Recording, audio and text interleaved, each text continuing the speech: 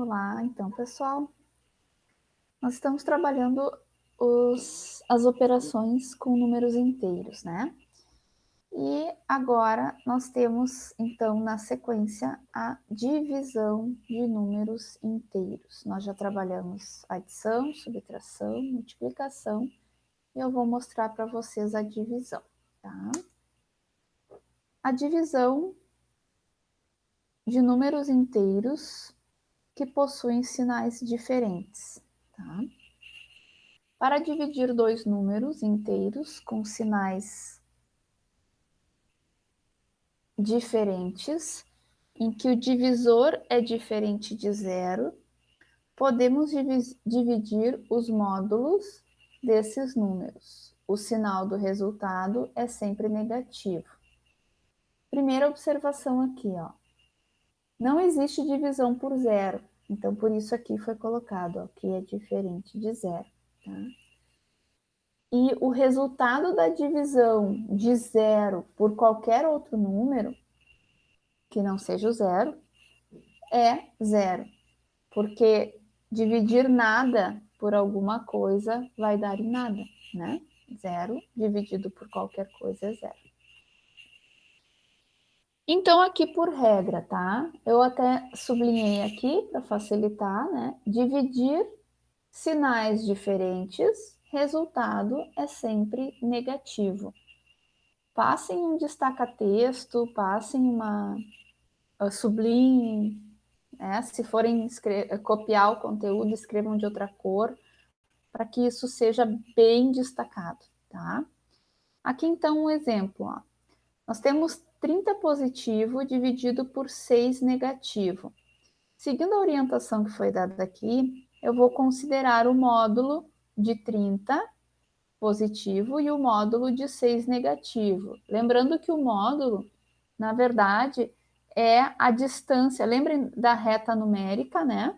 A distância do número até o ponto de origem, que é o zero, nos leva a determinadas unidades. Essa quantidade de unidades, essa distância, que é o nosso módulo. Então, essas unidades, elas não possuem sinal, né? Na verdade, entre o número 0 e o número 30, existem 30 unidades, que é o módulo de 30 positivo. E entre o número 6 negativo e o 0, possuem 6 unidades, né? E aí, então, o módulo de 6 negativo é o próprio 6 sem o sinal. Para que a gente não esqueça que a regra nos leva ao resultado negativo, eu já coloquei o sinal negativo aqui na frente, tá? Então, 30 dividido por 6, a gente sabe que é 5, e o resultado final fica negativo, tá? Na divisão de números inteiros com sinais iguais, para dividir dois números inteiros com sinais iguais, em que o divisor é diferente de zero. De novo, né? Lembrando que eu não posso dividir por zero.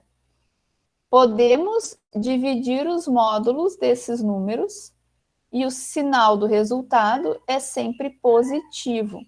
Então, resumindo, dividir sinais iguais resulta em positivo. Aqui eu coloquei dois exemplos para mostrar as duas possibilidades de sinais iguais.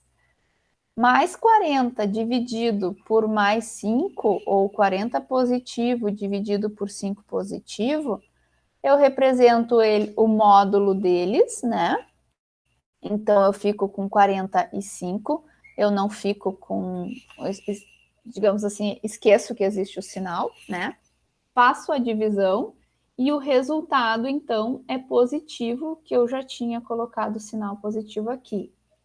Observem aqui, ó, eu tenho 50 negativo e 10 negativo. De novo, eu representei o módulo, mas já coloquei o sinal positivo na frente, porque segue a regra. E aí eu tenho 50 dividido por 10, me leva ao resultado 5, positivo, porque a divisão de dois números inteiros com sinais iguais sempre vai ser positivo. Por fim, aqui, para a gente encerrar a atividade de hoje, a aula de hoje, a relação fundamental da divisão, tá? Na verdade, isso aqui é só para provar, né, a nossa famosa... esqueci agora o termo. Prova real. Tá? A famosa prova real, tá? Observem o exemplo aqui, ó. Nós temos o número 291 dividido por 7, tá? Com essa divisão, o divisor é 7, o dividendo é 291, quociente, ou seja, o resultado é 41 e existe um resto que é 4, tá? Para a gente verificar se a divisão está realmente correta, nós podemos organizar os termos de outra maneira. O dividendo, que é 291, tem que ser igual, né, ao resultado, que é o quociente, vezes o divisor, que é 7, somado ao resto, tá? Então, a nossa prova real, vamos dizer assim, é dividendo vai ser igual ao quociente vezes o divisor vezes o resto, mais o resto, desculpa. Mas é interessante sempre observar desta forma, tá? Essas nomenclaturas, elas às vezes atrapalham um pouquinho, né? Então, podemos dizer que a prova real é pegar o número que estava sendo dividido, né? E precisa ser igual ao resultado vezes quem divide, mais o resto que tinha, mais o que sobrou, né, da divisão. Se não tem resto, daí não, óbvio, não precisa somar, tá? Observem que a multiplicação e a divisão, elas são, na verdade, operações inversas, tá? Então, eu sempre vou comprovar que está correto uma divisão fazendo uma multiplicação. O mesmo acontece na multiplicação. Sempre faço a prova real, como alguns devem ter aprendido acho que no terceiro ou quarto ano, não lembro agora exatamente, mas eu sempre vou fazer a prova real da divisão com uma multiplicação. E sempre vou fazer a prova real da multiplicação com uma divisão. E isso nos prova que elas são operações inversas, né? A divisão é o inverso da multiplicação. É importante a gente ter essa percepção com relação às operações, tá?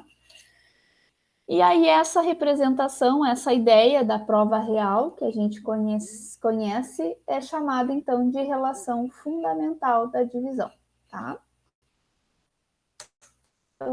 E aí hoje seria isso. A gente vai exercitar agora com esses conteúdos que a gente aprendeu até aqui. Espero que vocês tenham entendido. Qualquer dúvida, por favor, é só me pedir que a gente tenta esclarecer melhor.